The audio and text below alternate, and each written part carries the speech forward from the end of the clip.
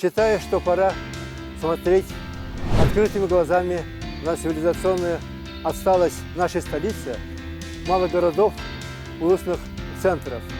Якутск не имеет уличную систему водоотводной канализации. Каменные тротуары в центре, далее грязь и пыль. Нередки пожары в жилых домах. Все это подтверждает цивилизационную отсталость. Нам следует не стыдиться этого. Начать надо считать, где, в чем, насколько мы отстаем от норм и стандартов современного цивилизационного устройства жизни.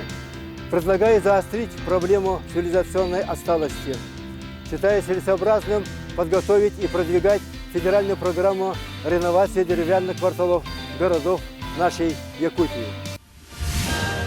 За республику! За Егора Жиркова!